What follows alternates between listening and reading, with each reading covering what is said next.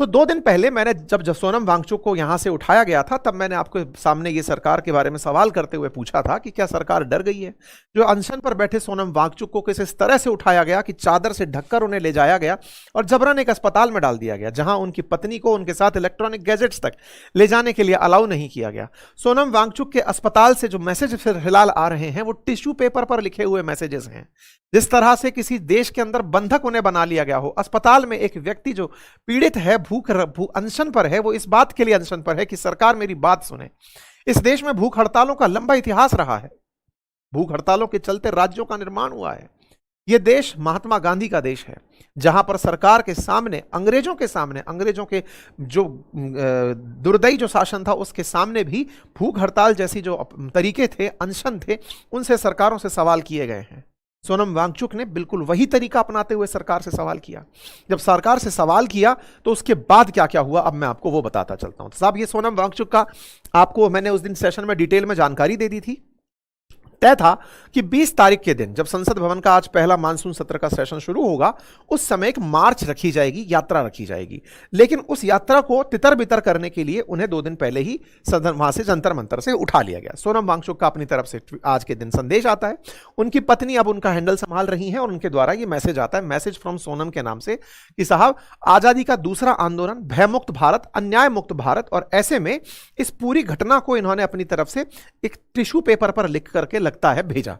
उन्होंने अपनी तरफ से कुछ मांगे रखी। आज सुबह 6:30 बजे सोनम वांगचुक का एक ट्वीट आता है जो कि एक कागज पर लिखा हुआ था। और ये कागज जिस तरह का दिख रहा है ये टिश्यू पेपर जैसा है, क्योंकि उनकी पत्नी ये आरोप लगा चुकी है कि उन्हें लिखने के लिए भी कोई कागज नहीं दिया गया है। इस कागज पर लिखा था कि many of you have asked where will I when I will end the fast, मैं कब अपना फास्ट कब खत्म करूंगा। As mentioned earlier to supporters, I will end my fast on 20 July, मैं 20 जुलाई को अपना अनशन खत्म कर दूंगा यदि, इन्होंने 3 बातें लिखी। पहली बात थी, अगर सरकार अपनी तरफ से जिम्मेदारी ले कि एजुकेशन सिस्टम के अंदर किसी भी प्रकार का जो फेलियर हुआ है उसकी वो जिम्मेदारी ले। दूसरा कहा गया, यदि मैं और लीडरशिप ऑफ सीजेपी आपके पास पहुंचते हैं, डोर स्टेप पर पहुंचते हैं पार्लियामेंट के, वहां पर जो एमपीज हैं या लीडर तमाम पार्टियों के हैं, वो मुझसे हमसे मिले और ये कहें कि हम संसद में इस बात को उठाएंगे। इन्होंने दूसरी बात ये रखी, संसद तक ये मार्च आज के लिए रखी ही इसलिए गई थी ताकि प्रदर्शनकारी वहां पर सांसदों से कह सकें कि सर ये बात हम लोगों ने उठा ली, कृपया करके अब हमारी बात को आप सदन में सरकार के सामने उठाइए। बोले इस काम को करने के लिए आप लोग हमसे मिल लीजिए, सदन के बाहर मिल लीजिए, हम आपको बात बताने आ रहे हैं। तीसरा पॉइंट इन्होंने रखा, यदि मेरी शरीर को किसी प्रकार का कोई भी नुकसान होता है और मैं किसी कारण से असमर्थ होता हूं तो मंत्रियों का या एमपीओ का एक समूह आकर के मुझसे मिल ले और हमें इस बात का अश्योरेंस दे दे। यह बात इन्होंने बोलते हुए यहां पर लिखी। तो कुल मिलाकर जो जिम्मेदार हैं, जिम्मेदार Dharmendra Pradhan, NEET paper leak के लिए जिनके ऊपर लगातार सवाल उठ रहे हैं। अभिजीत दीपके ने अपनी तरफ से यह कहा कि सोनम सर जो है उन्होंने डिसाइड किया है कि हम अब 20 तारीख को ये पूरी तरह से प्रोटेस्ट को करेंगे।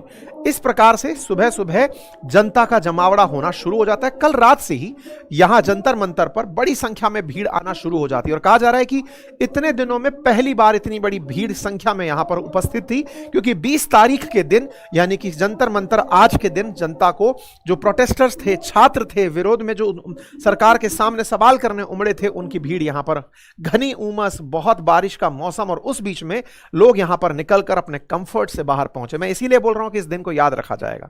इन सभी को संबोधित करने के लिए तमाम राजनीतिक दल, नेता, कार्यकर्ता, फिल्म एक्टर्स पहुंच करके अपनी बात रखते चले गए।